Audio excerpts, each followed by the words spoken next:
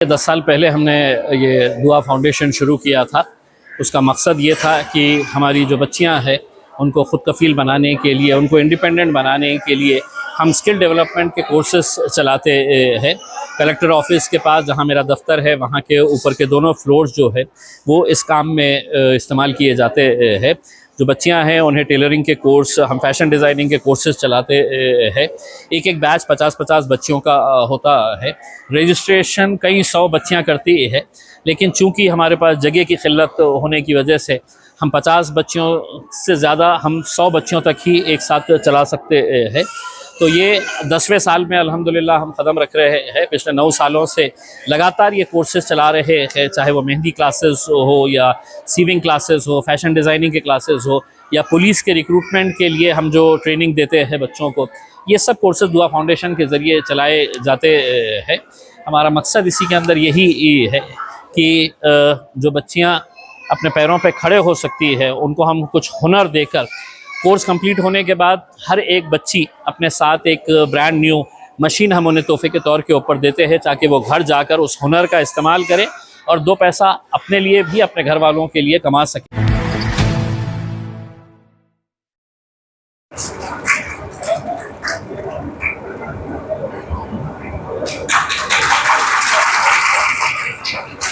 इसी तरह मैं नीलोफर करें।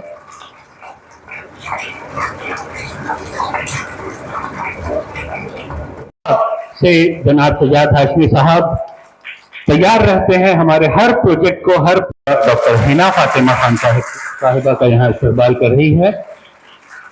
मैं हमारे मेहमान का यहाँ मुख्तसरन तारुफ आपके सामने पेश कर दूं कि डॉक्टर हिना फातिमा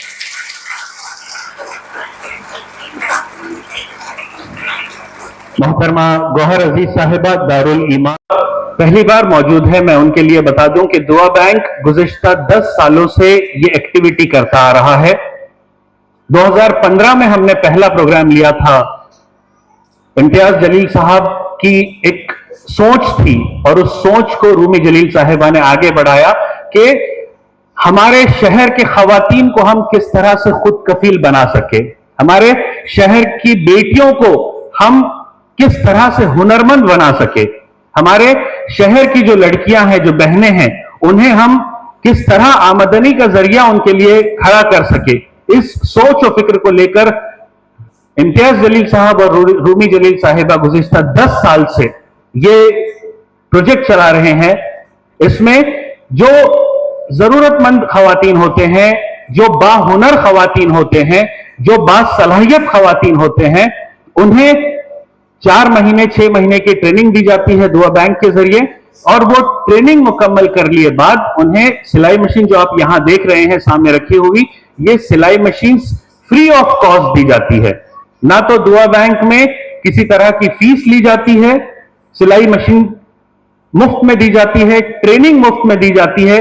सिर्फ यही सोच को आगे बढ़ाते हुए कि किसी न किसी तरह से आप लोग अपने फैमिली का सोर्स ऑफ इनकम का जरिया बन सके, आप लोग अपने फैमिली मेंबर्स को माशी तौर पर मदद कर सके। ये सोच इम्तियाज जलील साहब की है और यही सोच रूमी जलील साहिबा की है। और इन गुज़िश्ता 10 सालों में 1000 से भी ज्यादा खवातीन को यहां से सिलाई मशीन दी गई है। उन्हें न सिर्फ सिलाई मशीन दी गई है, बल्कि उन्हें ऑर्डर्स दिलवाए गए हैं, जैसे कि स्कूल के यूनिफॉर्म के ऑर्डर्स है, कंपनी के यूनिफॉर्म के ऑर्डर्स है। कहीं ना कहीं आप लोगों को अपने पैरों पर खड़ा करने का इम्तियाज जलील साहब ने जो ख्वाब देखा था, वो 1000 से ज्यादा खानदानों ने इसका फायदा उठा लिया है और आगे भी मुस्तकबिल में वो ये फायदा उठाने वाले हैं। अब इन 10 सालों में दुआ फाउंडेशन ने सिर्फ सिलाई मशीन ही बांटी ऐसा नहीं है, लेकिन मुख्तलिफ शोबाजात में दुआ फाउंडेशन ने काम किया है। दुआ फाउंडेशन ने पुलिस भर्ती के लिए हमारे शहर के नौजवानों को ट्रेनिंग दिलवाई है। उन्हें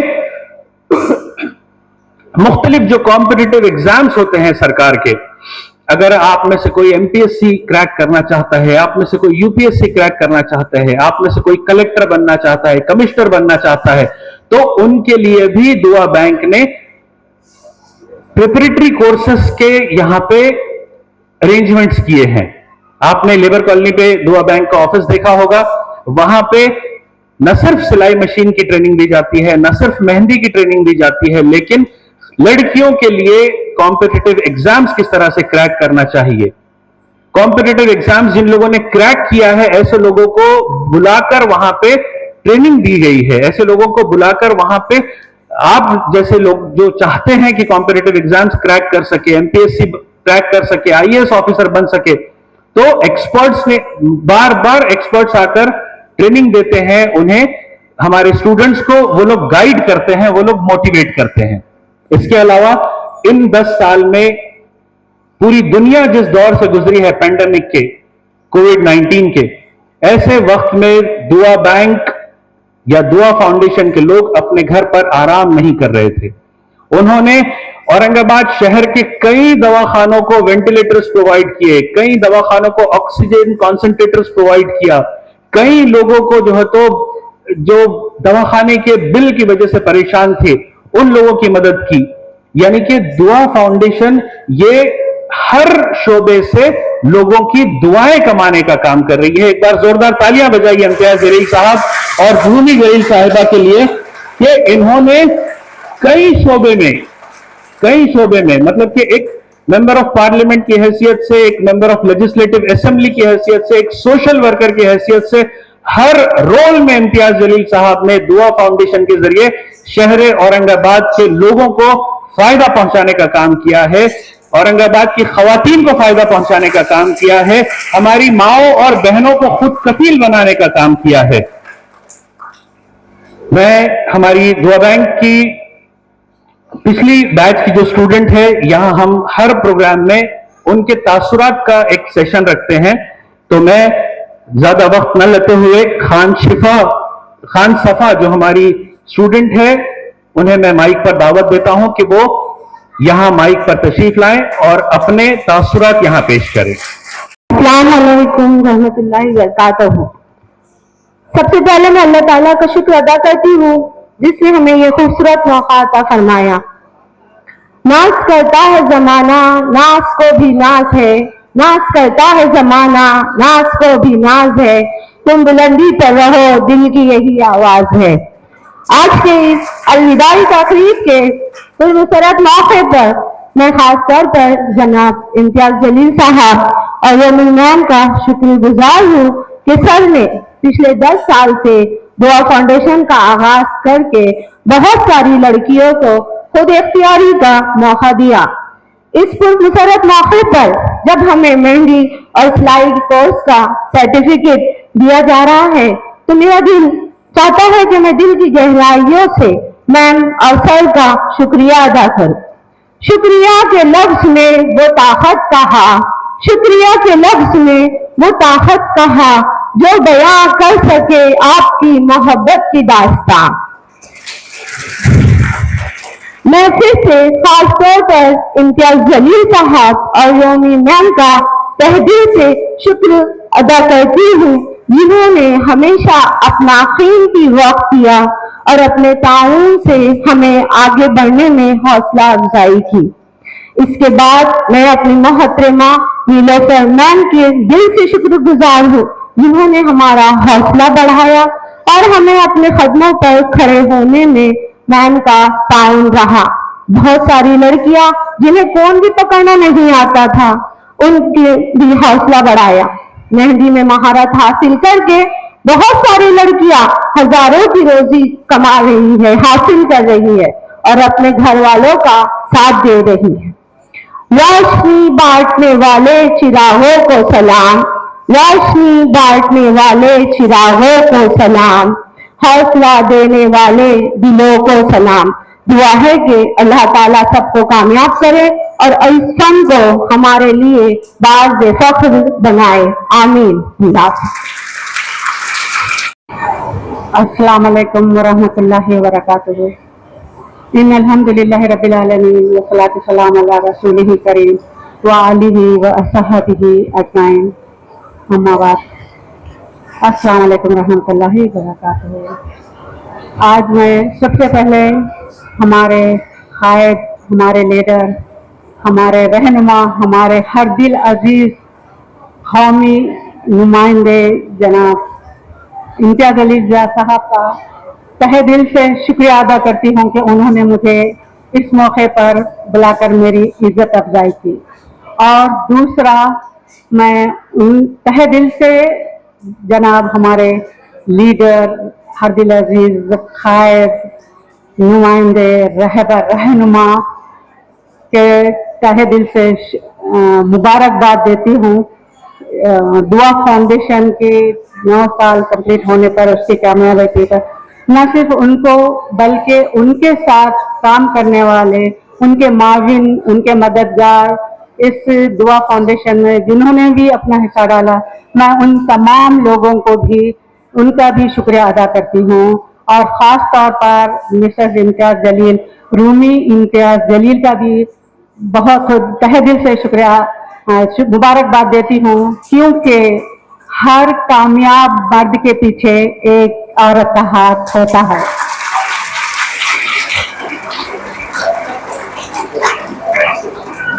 जी, एक दुआ फाउंडेशन, दुआ जैसे हम सब जानते हैं कि दुआ क्या चीज़ है, हम दुआ भी मांगते हैं। जैसे अल्लाह से किसी चीज़ का मांगना, अल्लाह से मुनाजात करना, और एक माने पुकार के भी होते हैं। आज से 9-10 साल पहले ये एक दुआ थी हमारे कायद, हमारे लीडर इम्तियाज जलील साहब की। और उनकी एक दुआ ये थी, और उनकी फिक्र, उनकी सोच, उनकी मेहनत, उनकी तड़प ये थी कि हम खाना माशरे के कमज़ोर ख़वातीन का किस तरह मदद की जाए, उनकी हेल्प की जाए, उनको बढ़ावा दिया जाए, ताकि वो माशरे में एक माशी लिहाज से मजबूत हो, मुस्तहकम हो, और फिर इज्जत से बावकार जिंदगी इस माशरे में गुजार सके।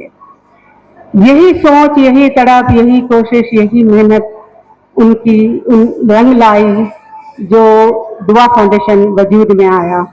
और उनकी दुआ जो उन्होंने इस सिलसिले में की थी वो कबूल हुई। उसकी कबूलियत का सबूत ये है जो हम आज यहाँ पर मौजूद हैं। दुआ फाउंडेशन अब दुआ फाउंडेशन ही रहा, उसकी दुआ अब हम सबकी भी दुआ बन गई है। हमारी भी दुआ है कि अल्लाह ताला इस जैसा लीडर, हर दिल अजीज लीडर, रहनुमा, कौम का नुमाइंदा हमारे माशरे में, हमारी कौम में, बल्कि हमें, हमारी औलाद में, हमारी नस्लों में भी पैदा हो, जो दूसरों की फिक्र करे, दूसरों का लिहाज करे, दूसरों के दर्द को अपने दिल में महसूस करे।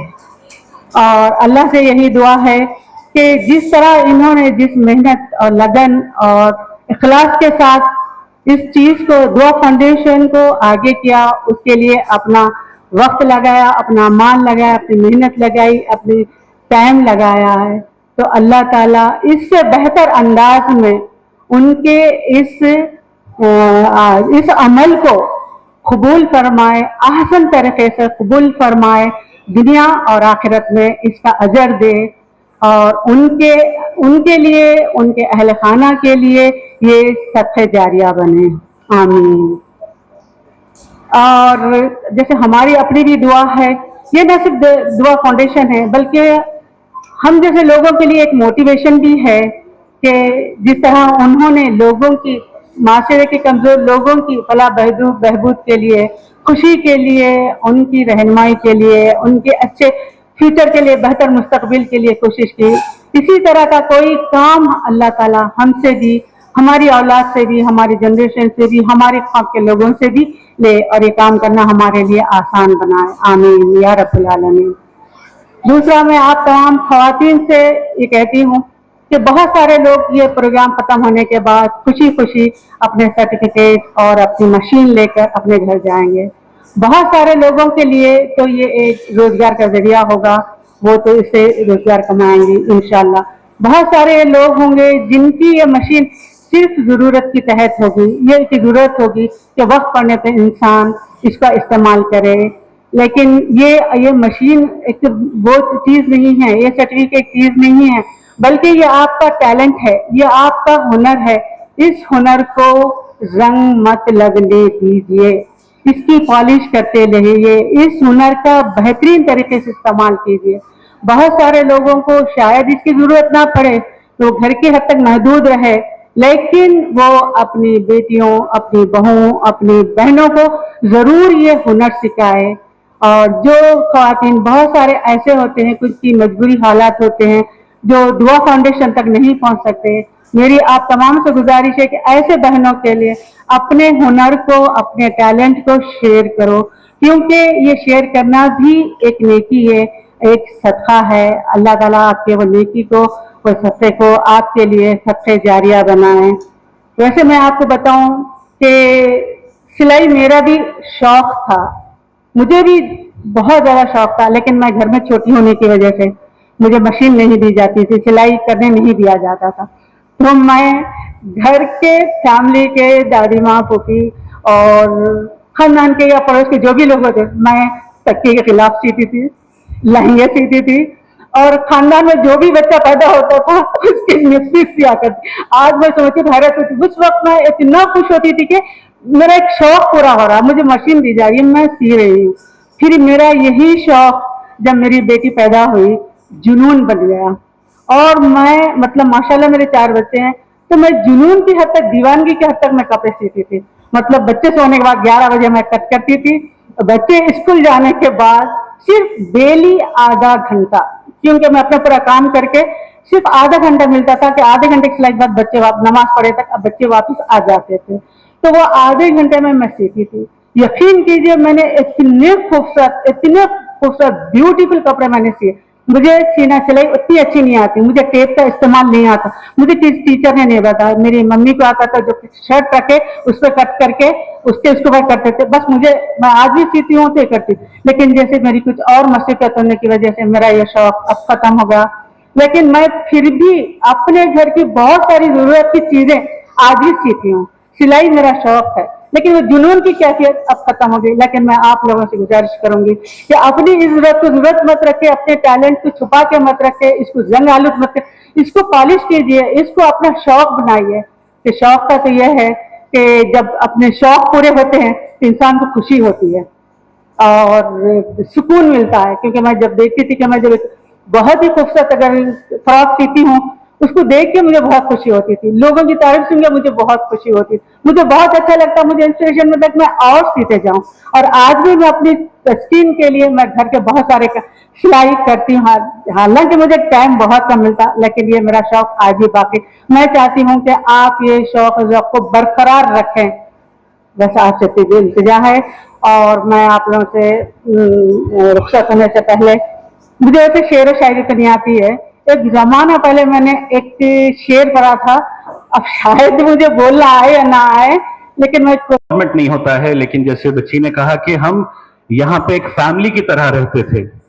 बच्ची ने अपनी तकरीर में यहाँ अनवर अंकल का भी जिक्र किया, जिसे आप सब लोग जिनसे बखूबी वाकिफ थे। गुज़िश्ता 10 साल से हमारे हर प्रोग्राम में अनवर साहब का इन्वॉल्वमेंट रहता था।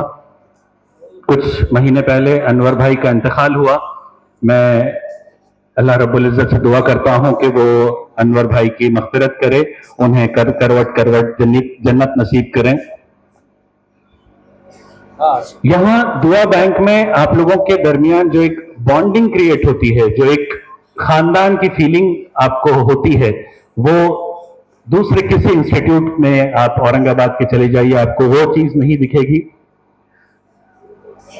मैं कविता नरोडे से रिक्वेस्ट करता हूं कि वो माइक पर तशरीफ लाए, और इनके बाद 2 लोग यहां अपने ख्यालात का इजहार करेंगे। मेरी सभी से गुजारिश है कि मुख्तसर वक्त में 2 से 3 मिनट में आप लोग अपने ख्यालात का यहां इजहार करें। कविता नरवड़े, जो कि हमारी सिलाई मशीन की स्टूडेंट है। सर्वप्रथम सगळ्यांना नमस्कार। आदरणीय इंजाम जलील साहेब, दुआ फाउंडेशनच्या भूमिकेवर आदरणीय रुमी साहेबा, व्यासपीठावर उपस्थित सर्व प्रमुख पाहुणे, दुआ फाउंडेशन मध्ये उपस्थित माझे मित्र आणि मैत्रिणी, माझं नाव कविता नरोडे। आज आपण इथे या निरोप समारंभ निमित्ताने जमलेलो आहोत। हा क्षण आपल्यासाठी खूप खास आहे, आपल्या सर्वांना सोडून जाण्याची वेळ आलेली आहे। आपण सर्वांना सोडून जाण्याची वेळ आली आहे. आज आहे, पण या आठवणी आणि आयुष्यभर आपल्या सोबत राहतील. आम्ही सर्व विद्यार्थी हे वर्ग हसत खेळत पार पाडले आहे. खूप काही शिकायलाही भेटले. वर्गात सगळे एकत्र बसल्यावर कळतही नव्हते जात पात काय आहे. सगळे विद्यार्थी एकमेकात रमलेली असायचे. या वर्गात आम्ही मुलींना चांगल्या पद्धतीने सुरक्षाही देखील असायची. तर मी आपल्या दोघी शिक्षकांची आभारी आहे. उडत्या पाखरांना परतीची तमा नसावी, नजरेत नेहमी नवी दिशा असावी, घरट्याचं काय केव्हाही बांधता येईल, स्थितीच्या पलीकडे झेप घेण्याची मनक जिद्द असावी. एवढे बोलून मी माझे भाषण संपवते. पौर्णिमा ताईला स्टेजवर आमंत्रित करते. धन्यवाद. दिल की गहराइयों से आपका यहाँ दुआ बैंक के प्रोग्राम में इस्तकबाल करते हैं। आज के दुआ बैंक के इस प्रोग्राम मुझे जाती तौर के ऊपर बड़ी खुशी होती है दुआ फाउंडेशन के कोई भी प्रोग्राम में जाने की, क्योंकि काम वैसे आप बहुत करते हैं, लेकिन कुछ काम ऐसे होते हैं जो दिल को सुकून देते हैं। कहीं न कहीं ये एहसास होता है कि ये जो दुआ फाउंडेशन के जरिए हम जो काम कर रहे हैं, ये यकीनन हम दुआओं का कारोबार कर रहे हैं। हम यहां पर सिर्फ दुआ दे सकते हैं और दुआएं ले सकते हैं। हम पिछले 9 साल पहले, जब मैं आप लोगों की दुआओं की बदौलत इस शहर का मेंबर ऑफ लेजिस्लेटिव असेंबली बना, एमएलए बना आप लोगों की दुआओं की बदौलत, तो दिल में एक ख्वाहिश थी कि कुछ ऐसा काम करते जाए कि जिस काम के जरिए लोग आपको दुआओं से नवाजे। और शायद उसी का नतीजा है कि अल्हम्दुलिल्लाह मुझे शहर की, जिले की नुमाइंदगी करने का 10 साल मौका मिला। यह सिर्फ और सिर्फ अगर मुमकिन हुआ है तो वह आप लोगों की दुआओं की वजह से मुमकिन हुआ है। मैं आज खैर मकदम करता हूं हमारे दोनों ही गेस्ट, गौहर आपा का, जो मेरी बड़ी बहन की साथी है, बहरीन में कई साल, और मैं समझता हूं कि हिंदुस्तान में अगर मैथमेटिक्स के सबसे अच्छे टीचर कोई थे तो वो एले अजीज थे। साथ ही साथ डॉक्टर हीना, जो चेहरा खूबसूरत कैसा बनाए रख सकते हैं वो बताती हैं, हॉस्पिटोलॉजिस्ट है। मैं अक्सर रूमी से ये कहता हूं कि कुछ नुस्खे मुझे भी बताएं करके, लेकिन वो अभी तक मुझे इसमें कामयाबी नहीं मिली है। मैं दोनों ही हमारे गेस्ट का खैर मकदम करता हूं। जब शुरुआत हुई थी इस दुआ फाउंडेशन की गौहरा पर, बुड्डी लाइन के अंदर मेरा ऑफिस था, तो हमने जब ये सिलाई का कोर्स स्टार्ट करने का फैसला किया, लोगों को ऐसा लगा कि मजलिस का आमदार है, एक ही जात के, एक ही धर्म के लोगों को ये करेंगे करके। मैंने सोचा कि इंसानियत से बढ़कर कोई मजहब नहीं हो सकता है।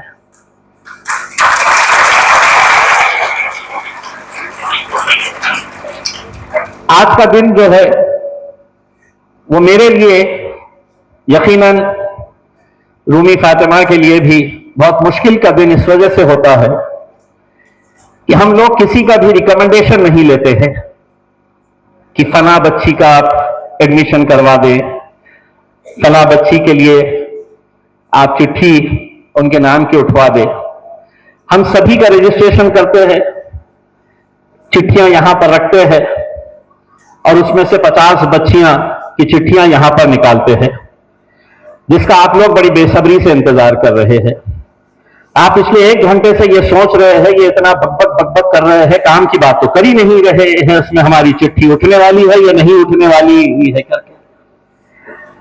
जो बच्चियां सिलाई मशीन लेकर यहां से जाने वाली है, जैसा कि डॉक्टर हीना ने, गौहर आपा ने बताया है,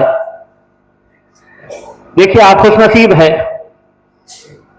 कि आज आपको एक हुनर हम दे रहे हैं। और हमारे माशरे के अंदर हमने ऐसी भी बच्चियां देखे हैं कि जिनको सिर्फ अगर हमने हुनर सिखाकर उनके हाथ में एक कागज यानी कि हम सिर्फ सर्टिफिकेट थमा दे, तो उन बच्चियों की ऐसी भी माली हालत हमने देखे हैं कि उनके लिए एक सिलाई मशीन खरीदना भी कितनी मुश्किल की बात थी। जब ये लकी ड्रॉ का दिन आता है, मैंने पिछले साल जब ये लकी ड्रॉ हो रहा था, सामने की रो में 3 बच्चियां बैठी हुई थी, तीनों सहेलियां थी, तीनों ने रजिस्ट्रेशन करवाए थे। जब चिट्ठी उठी तो एक की उठ गई, दूसरी 2 दुआएं करते बैठी थी, दूसरी की उठ गई, और मेरी लगातार नजर उस तीसरी बच्ची के ऊपर थी क्योंकि तीनों ही सहेलियां थे और मैं लगातार उनकी बेचैनी को महसूस कर रहा था, उनकी दुआओं को मैं महसूस कर रहा था और ये सोच रहा था कि या अल्लाह उस तीसरी वाली बच्ची का भी नंबर उठा दे, क्योंकि कहीं ना कहीं मुझे ऐसा लग रहा था कि ये तीनों बड़ी उम्मीद से आई है। लेकिन हुआ ये कि हमने जब चिट्ठियां उठाई तो वो तीसरी बच्ची का नंबर नहीं उठा। तो मैंने हमारे इस दुआ फाउंडेशन के बॉस, जो मेरी बीवी है,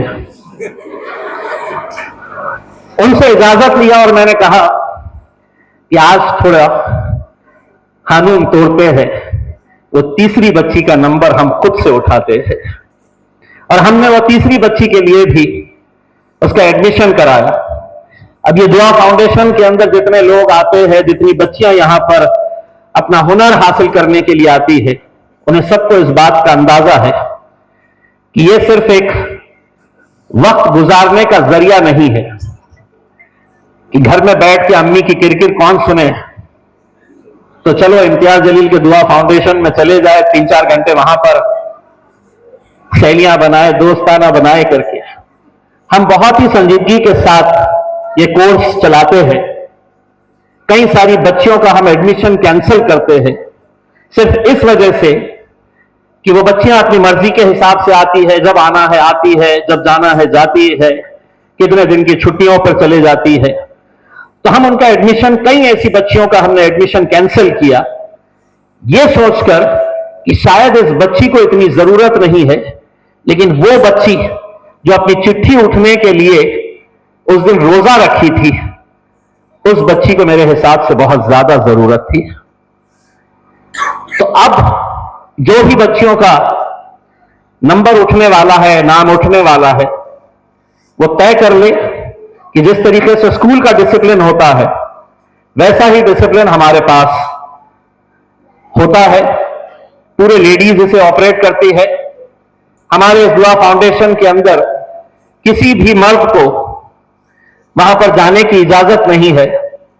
लेकिन पिछले 10 सालों से हमारे साथ हमारे एक साथी, बुजुर्ग साथी अनवर भाई, जो बच्चियों की मदद करते थे, सिलाई मशीन की रिपेयर करना, बच्चियों को गाइड करना, वो काम करते थे। मैं आज अपने तरफ से दुआ फाउंडेशन के तमाम स्टूडेंट्स की तरफ से उन्हें खिराज अकीदत पेश करता हूं। 2 महीने पहले उनका इंतकाल हो गया, अल्लाह उनकी मग़फ़िरत करे। यकीनन दुआ फाउंडेशन में उनकी कमी हमें हमेशा महसूस होती रहेगी। इस दुआ फाउंडेशन को बंद कराने के लिए बहुत सारे लोग अब साजिशें रच रहे हैं। कोई कंप्लेन डालता है। एक बात मैं डॉक्टर साहब ये आपको बता दूं कि पिछले 10 सालों के अंदर कोई एक बच्ची खड़े रहकर ये नहीं कह सकती है कि हमने किसी से 1 रुपया भी लिया है करके। अल्हम्दुलिल्लाह, ये सब हम अपनी तरफ से, अपने घर वालों की तरफ से और हमारे चंद दोस्तों की तरफ से हम ये सब चलाते हुए आ रहे हैं। कभी 50 बच्चियों की जगह 60 बच्चियां भी हम सेलेक्ट करते हैं, क्योंकि कुछ लोग बैठे होते हैं, वो अपने तौर पर फैसला करते हैं कि 5 मशीन मैं मेरी तरफ से दूंगा, कोई 10 मशीन देने का फैसला करते हैं। हमारी हैसियत जितनी है, अल्लाह ने हमें जितनी कुव्वत दी है, हम उस हिसाब से ये चला रहे। लेकिन अल्लाह से हम ये दुआ करना चाहते हैं और आप लोग भी इसमें हमारे लिए दुआ करिएगा। ये सेंटर हम औरंगाबाद के अलग अलग मुख्तलिफ इलाकों के अंदर खोलना चाहते हैं। बस आप लोगों की दुआएं चाहिए, आप लोगों का साथ चाहिए।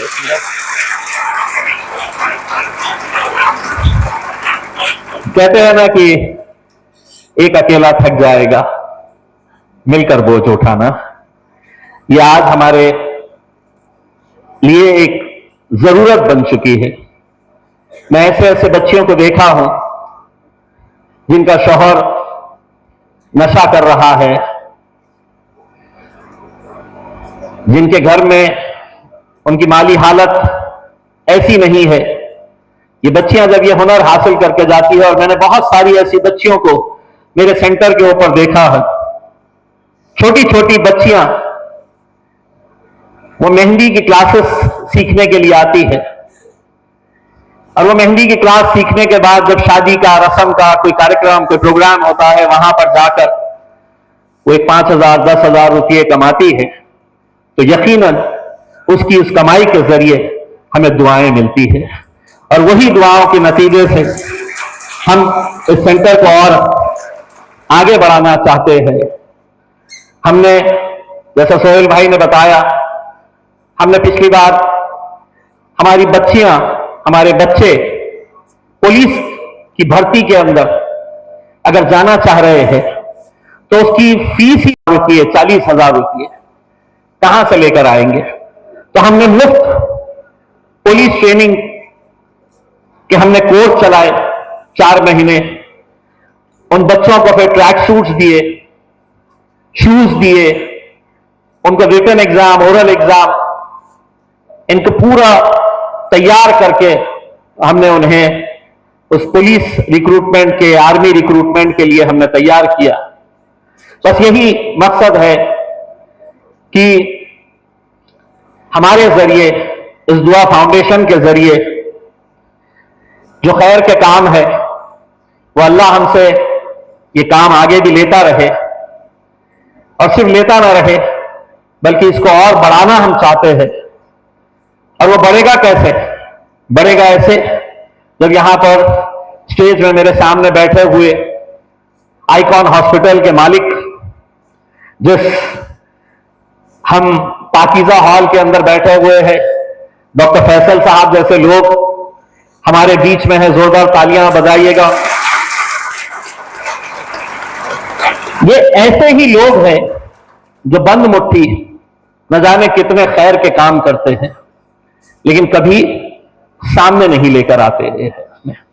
इतना करने के बावजूद भी लोग उंगलियां उठाते हैं, लोग इल्जाम देते हैं, गलत गलत तरह की बातें करते हैं, लेकिन अब हम इन सब बातों को नजरअंदाज करते हैं। मैं यकीनन ये बात जानता हूं कि मुझे जो अल्लाह ने मौका दिया 10 साल तक इस शहर का, इस जिले का एक नुमाइंदा बनकर विधानसभा और लोकसभा के अंदर पहुंचने का, न जाने कितनी ऐसी माओं की, कितनी ऐसी बहनों की, कितने ऐसे बुजुर्गों की दुआएं थी। वरना बहुत किस्मत वाले लोग भी अगर रहे तो उन्हें ऐसे मौके नहीं मिलते। लेकिन मौका अगर मुझे मिला है तो सिर्फ इसलिए मिला है कि अल्लाह शायद दूसरे काम को मुझे देखा नहीं है, लेकिन दुआ फाउंडेशन के काम को अल्लाह ने कबूल किया है, हमारे इस काम को। इसी वजह से हम इतने आगे तक पहुंच सके रहे। अब थोड़ा काम की बात करते हैं। बहुत सारे रजिस्ट्रेशन आए हैं और तरीका मैंने आपको बता चुका हूं कि आप ही के सामने चिट्ठियां उठाई जाएगी, और चिट्ठियां उठाने के बाद आपको दिन दिया जाएगा कि उस दिन आपको आना है अपना रजिस्ट्रेशन कंफर्म करने के लिए। इसमें वो बच्चियां भी होंगी जिन्होंने रजिस्ट्रेशन तो कर दिया है लेकिन आज इस प्रोग्राम में आई नहीं है, यानी कि बैठे बैठे डाल दो, आ गया तो आ गया। तो हमने ये तय किया है चिट्ठी सिर्फ उन लोगों की उठाई जाएगी जो यहां पर मौजूद है, जो मौजूद नहीं है उनका एडमिशन खुदा हाफिज।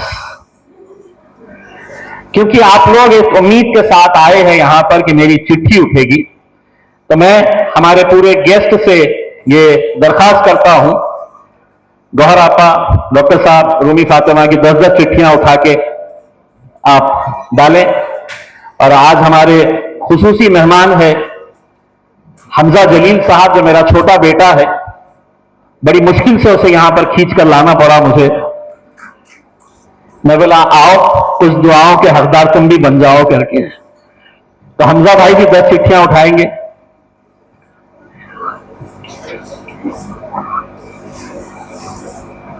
चलिए लाइए, मैं दूसरे उसमें निकाल लीजिएगा, ये 10 दीजिए, 10-10 चिट्ठियां। ये चिट्ठियां जो है ये आपके सामने उठाए गए हैं।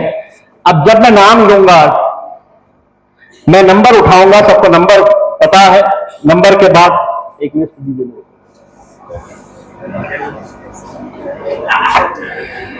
तो सबसे पहला जिसका नंबर उठने वाला है अगले कोर्स के लिए, वो है नंबर 152।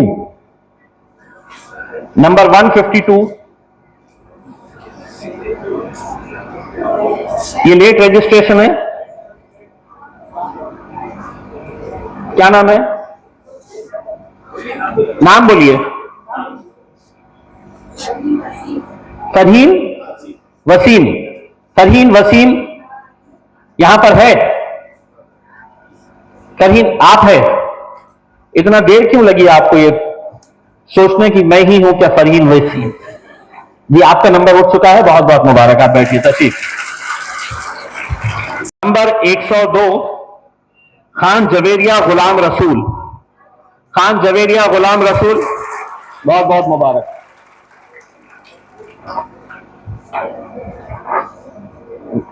हाँ ये पकड़े। नंबर 153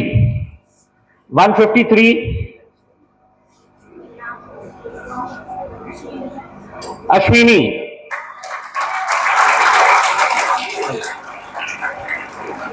अश्विनी सगळ्यात लास्ट तुझं रजिस्ट्रेशन झालं होतं, कुठे राहते? जटवाड़ा रोडला, अभिनंदन। नंबर 77। सभी गेस्ट से मेरी रिक्वेस्ट है कि ये स्टूडेंट को सर्टिफिकेट और सिलाई मशीन देने के लिए बराए मेहरबानी वो खड़े हो जाए।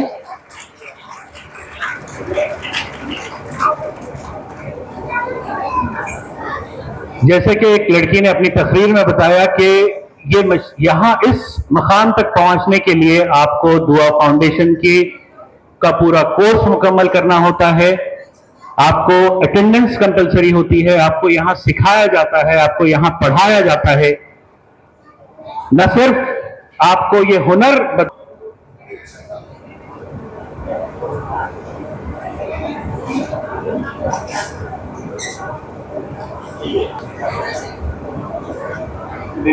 ये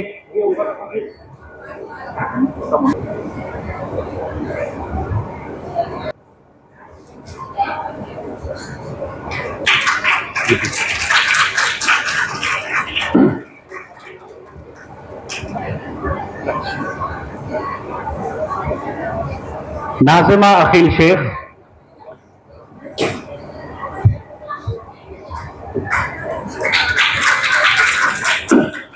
बाकी तमाम स्टूडेंट्स जिन्होंने ये कोर्स मुकम्मल किया है उन्हें आज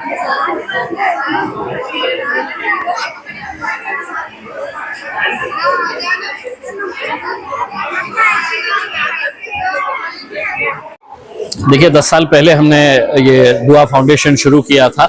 उसका मकसद ये था कि हमारी जो बच्चियां हैं उनको खुद कफील बनाने के लिए, उनको इंडिपेंडेंट बनाने के लिए हम स्किल डेवलपमेंट के कोर्सेस चलाते हैं। कलेक्टर ऑफिस के पास जहां मेरा दफ्तर है वहां के ऊपर के दोनों फ्लोर्स जो है वो इस काम में इस्तेमाल किए जाते हैं। जो बच्चियां हैं उन्हें टेलरिंग के कोर्स, हम फैशन डिज़ाइनिंग के कोर्सेज चलाते हैं। एक एक बैच 50-50 बच्चियों का होता है। रजिस्ट्रेशन कई 100 बच्चियां करती है, लेकिन चूंकि हमारे पास जगह की किल्लत होने की वजह से हम 50 बच्चियों से ज़्यादा, हम 100 बच्चियों तक ही एक साथ चला सकते हैं। तो ये 10वें साल में अल्हम्दुलिल्लाह हम कदम रख रहे हैं। पिछले 9 सालों से लगातार ये कोर्सेज चला रहे हैं, चाहे वो मेहंदी क्लासेस हो या सीविंग क्लासेस हो, फैशन डिज़ाइनिंग के क्लासेस हो, या पुलिस के रिक्रूटमेंट के लिए हम जो ट्रेनिंग देते हैं बच्चों को, ये सब कोर्सेज दुआ फाउंडेशन के ज़रिए चलाए जाते हैं। हमारा मकसद इसी के अंदर यही है कि जो बच्चियाँ अपने पैरों पे खड़े हो सकती है, उनको हम कुछ हुनर देकर, कोर्स कंप्लीट होने के बाद हर एक बच्ची अपने साथ एक ब्रांड न्यू मशीन हम उन्हें तोहफे के तौर के ऊपर देते हैं, ताकि वो घर जाकर उस हुनर का इस्तेमाल करें और 2 पैसा अपने लिए भी अपने घर वालों के लिए कमा सके। यही एक मंशा के तहत दुआ फाउंडेशन शुरू किया गया था। लोग साथ आते गए, लोग साथ जुड़ते गए और ये अल्हम्दुलिल्लाह अब हम 10वें साल में कदम रख रहे हैं।